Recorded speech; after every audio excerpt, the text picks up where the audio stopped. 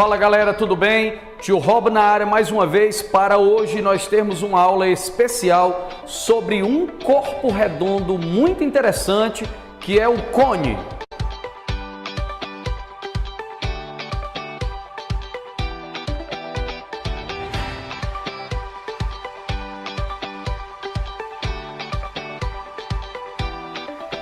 Bom, gente, nós vamos começar agora essa aula sobre cones, ok? Nós vamos falar sobre essa figurinha espacial que é considerada um corpo redondo, beleza? Então vamos nós. Observe o seguinte, ó. Você tem aqui o desenho de um círculo e um vértice, um ponto fora desse plano do círculo, ok? Esse segmentozinho que vai do vértice até a base, ele é chamado de altura do cone. E esse segmentozinho aqui, ó, que vai do vértice até a base, ó, esse aqui que o mouse está mostrando aqui do vértice até a base, é a geratriz, ok? Nós temos infinitas geratrizes no cone. E aqui você tem a base, opa, vamos voltar um pouquinho, a base que é um círculo. Perfeito? Maravilha, então. Então, o cone, ele é uma figura espacial que guarda uma certa proximidade com a pirâmide, tá certo? Por ter apenas uma base e um vértice fora dessa base. Continuando, o que é um cone circular reto? Um cone circular reto quando a projeção do vértice sobre a base dele é o centro da base, ou seja, nesse desenho desse cone, você sabe que a base é um círculo, esse ponto aqui é o centro do círculo e a projeção desse vértice, a projeção ortogonal, ela cai exatamente aqui no centro da base. Então, a projeção ortogonal daquele vértice sobre a base é exatamente o centro da base. Isso é o que caracteriza um cone circular reto. Só que o cone reto, gente, ele também é conhecido como cone de revolução, porque ele é gerado pela rotação ou revolução desse triângulo retângulo de lados H, R e G em torno do lado H, ok? E em todo cone reto vale a relação que está escrita aí, ó. G ao quadrado é igual a H2 mais R2. Isso nada mais é do que o teorema de Pitágoras. Muito bem. Vamos ver como é que a gente calcula as áreas de um cone reto. Primeiro, a área da base. A área da base de um cone reto é a área de um círculo de raio R, que todos nós sabemos que é π vezes o raio ao quadrado. Tranquilo? Agora, o que é a área lateral? É a área de um setor circular de raio G e comprimento de arco 2πr. Observe então aqui esse cone. A área lateral desse cone, ó, observe aí a animação. A área lateral, que é quando você desenvolve, ou seja, planifica o cone, você obtém aqui esse setor circular amarelo que você vê aí nesse momento, ó. Esse segmento que vai aparecer aqui, ele é o G, a geratriz do cone, e esse arco aqui, gente, ó, onde o mouse está passeando, ele é 2πr, que é exatamente o comprimento da circunferência que está na base. Nós temos ainda aí um ângulo alfa, que é o ângulo de abertura da planificação desse cone. Maravilha. Agora, eu vou fazer uma regra de 3 para poder determinar a área lateral desse cone. A regra de 3 é assim, gente, ó. Esse setor circular que você está vendo aí, que tem ângulo alfa, ele possui um comprimento, ele faz parte de um círculo, de uma circunferência, que tem comprimento 2πg, porque o G é o raio do círculo.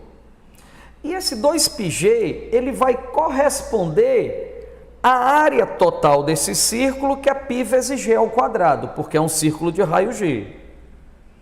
Dessa maneira, esse 2πr que aparece aí, esse arco 2πr, ele vai corresponder à área lateral do nosso cone. Dessa maneira, quando você resolver essa regra de 3 aí, ó, vai poder cortar esse 2π com esse 2π, o g com g ao quadrado, você vai obter que a área lateral é igual a πrg. Perfeito? A área lateral do cone depende apenas do raio da base e da geratriz do mesmo. Maravilha! Prosseguindo, nós agora vamos calcular a área total desse cone. A área total, gente, é nada mais nada menos do que a área lateral somada com a área da base, ou seja, é πrg, aqui ó, você vê πrg, mais πr2, é a área lateral mais a área da base. Se colocar o πr em evidência, você fica com g mais r, e esse aqui é o valor da área total de um cone. Perfeito? Maravilha! Vamos ver agora o que é o volume do cone, ó. A semelhança de uma pirâmide, gente, se você tem aqui, ó, a base sendo um círculo de raio R, tá? E a altura H, a semelhança da pirâmide, né, ó, o volume do cone é dado por 1/3 vezes a área da base, que multiplica a altura, vezes a altura. Beleza? Isso pode ser traduzido da seguinte forma, ó, πr2h sobre 3. πr2 é a área da base, o h é a altura. Então, seria πr2h sobre 3. Perfeito? Vamos ver agora o que é a secção meridiana de um cone. É a interseção do cone com um plano que contém o seu eixo.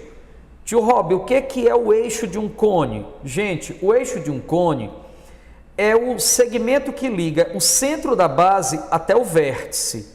Beleza? Ou seja, é um plano que contém a altura e passa, obviamente, pelo centro da base. Você tem aqui, ó, um diâmetro da base igual a 2r e uma geratriz g. Então, a interseção desse cone com o plano que contém o seu eixo, ó, que seria esse plano aí, olha só o destaque aí, ó, estão vendo? Eu agora vou pintar somente a interseção, ó. Só essa interseçãozinha que você está vendo aí, ó, isso é chamado de secção meridiana do cone. Tá legal? E tem uma observação importante, galera, que a gente precisa saber, que é a seguinte, ó.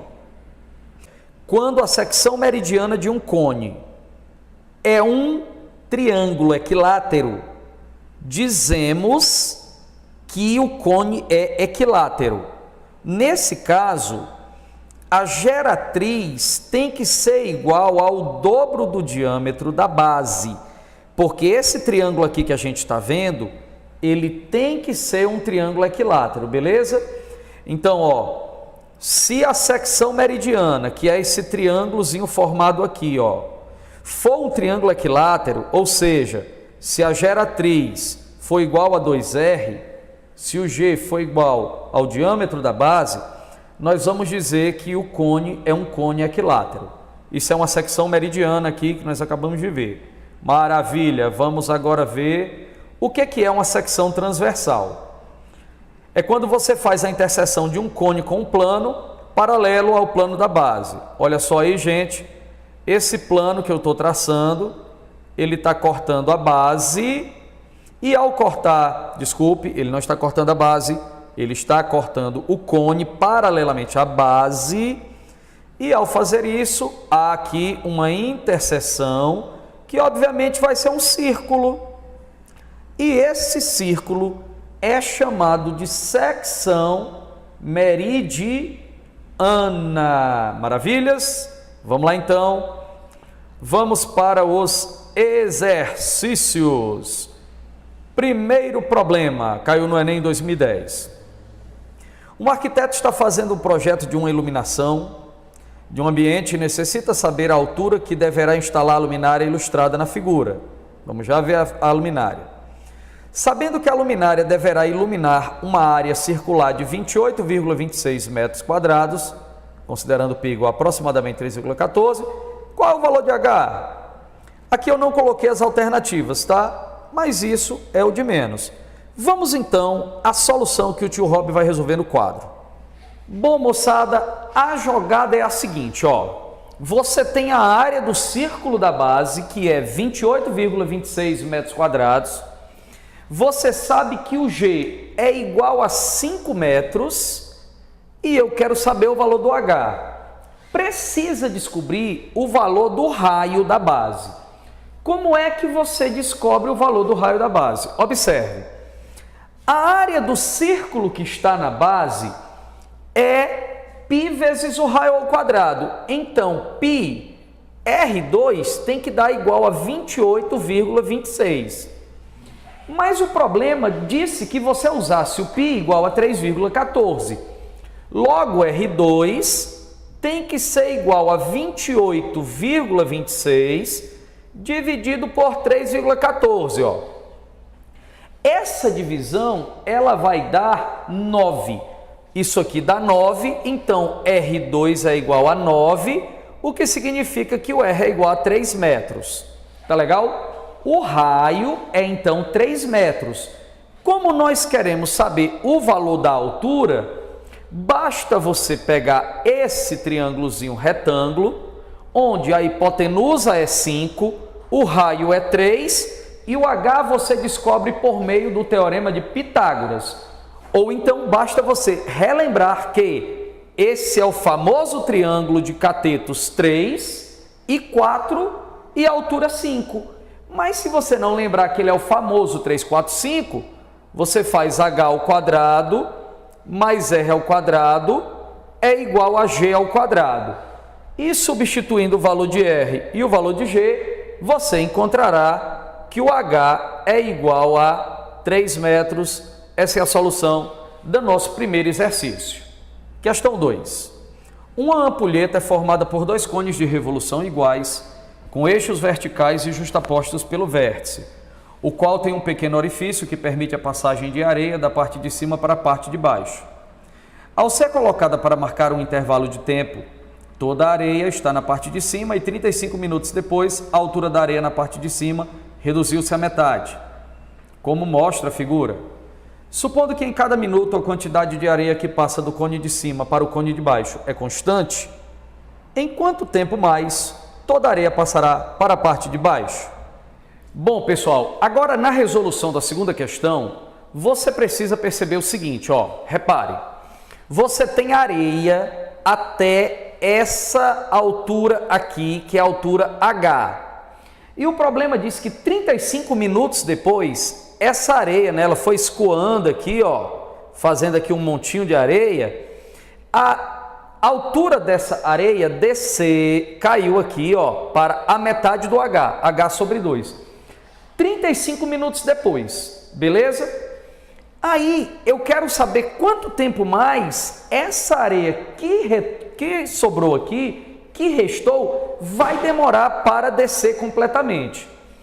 Gente, você precisa lembrar de uma propriedade interessante que eu expliquei em um minuto matemático há um tempo atrás. Dá uma olhadinha nos meus vídeos aí do Minuto Matemático, que você vai saber e você vai ver exatamente isso que eu vou te explicar agora. Ó. Quando você tem um cone na metade de sua altura, ocupado por uma determinada quantidade de material, então o volume contido aqui será 1/8 do volume total. Portanto, se eu chamar esse volumezinho aqui de V, essa parte de cima será 7 vezes V, ok? Consequentemente, para descer, para escoar um volume 7V, eu demorei 35 minutos. 7V eu demorei 35 minutos. Logo, para descer um volume V, eu vou precisar apenas de 5 minutos e nada mais que esses 5 minutos. Então, com mais 5 minutos, o restante da areia vai descer e assim nós terminamos mais um exercício sobre cone. Bem, gente, como vocês viram, o cone ele é uma figura considerada um corpo redondo. assim como a esfera é um corpo redondo e o cilindro também é um corpo redondo. Em breve a gente vai gravar aula sobre cilindro, sobre esfera. Se você gostou dessa aula, se você gostou desse vídeo, dá um like aí, manda tua mensagem, um grande beijo e até a próxima aula com o tio Rob. Valeu, galera, tchau!